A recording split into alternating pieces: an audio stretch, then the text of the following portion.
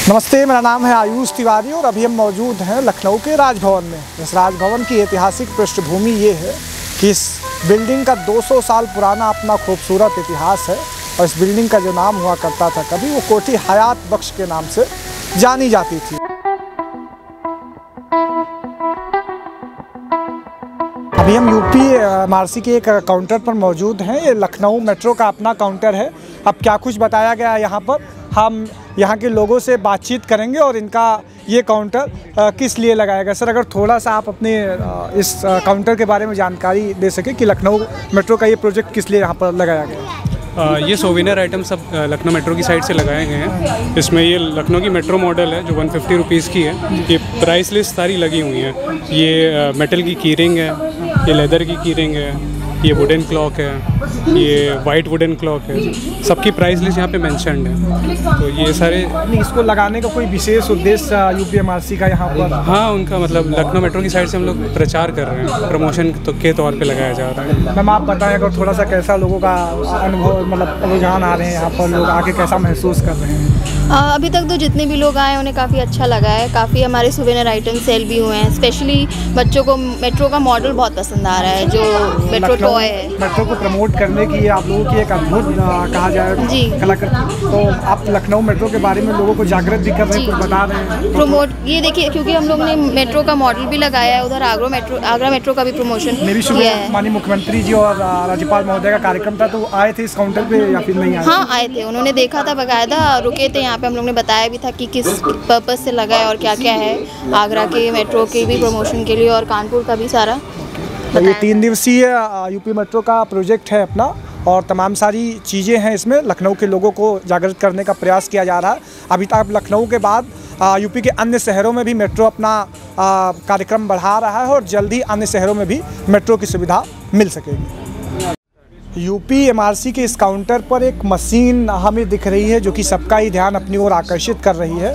तो इस काउंटर पे जो भाई साहब मौजूद हैं, हम उनसे इस मशीन के बारे में जानकारी करना चाहेंगे। आखिर ये क्या है? सर, क्या नाम है आपका? जी, मेरा नाम पंकज कुमार है। मैं यहाँ पे सहायक अभियंता सिविल के रूप में यूपी मेट्रो में कार्यरत हूँ। पंकज जी, बताएं अगर थोड़ा सा।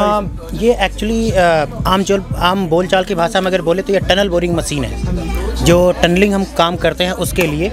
हालांकि इसको मतलब अभी जो सुरंग वगैरह खोदना जी, इसका जो टेक्निकल नाम आप बोलते हैं, इसको कहते हैं EPBM, earth pressure balancing machine. इस पर आपने नाम देख रहे होंगे, EPB, earth pressure balance, TBM, tunnel boring machine.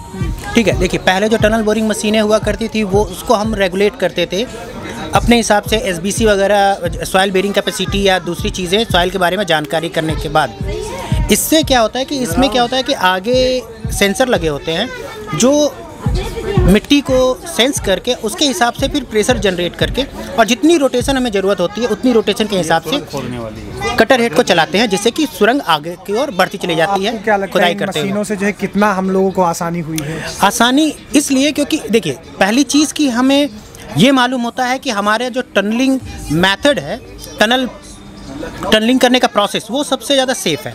क्योंकि अब क्या होगा कि अगर हमने बहुत स्लो किया तो हमारा काम का जो प्रोग्रेस होगा वो धीमा हो जाएगा। अब ये बैलेंसिंग मशीन, जो अर्थ प्रेशर बैलेंसिंग मशीन है, वो सामने की अर्थ को उसके प्रेशर को पहले बैलेंस करती है और फिर उसके बाद में कटिंग करना स्टार्ट करती है। इससे हमारा प्रोग्रेस ज़्यादा होता है। एक चीज़ और सर, जो आप बता रहे टनल में तो मिट्टी वगैरह भी निकालना होता है। बिल्कुल बिल्कुल, आप ये देख रहे होंगे। बिल्कुल, मैं इसको बताना चाहूँगा आपको कि यहाँ से कटर हेड है, यहाँ से मिट्टी कटी और वहाँ से नीचे गिर गई मिट्टी, वहाँ से कन्वेयर बेल्ट से आप यहाँ पे आ गई।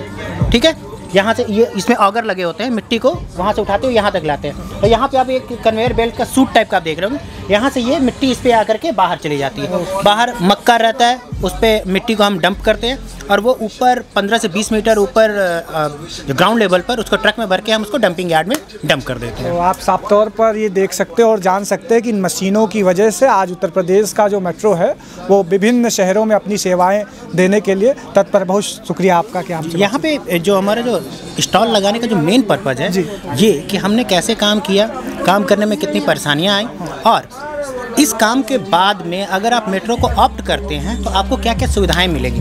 मेनली ये स्टॉल लगाने का मेन पर्पज़ है लखनऊ के लोगों में मेट्रो के लिए अवेयरनेस बढ़ाना कि आप हमारे यहाँ आइए, हमें सेवा का मौका दीजिए। हम अच्छा, बाकी जैसे कि लोग जानते हैं कि लखनऊ मेट्रो टेक्निकल, इंजीनियरिंग, जैसे यहाँ पे पुष्प प्रदर्शनी में इसका क्या काम है। हाँ, सही तो बात। हमारा लखनऊ मेट्रो डिपो में हमने बहुत अच्छा खासा बागबानी की हुई है। यहाँ पे जितने भी आप फ्लावर्स आप देख रहे होंगे ये लखनऊ मेट्रो के अपनी बागबानी के हैं।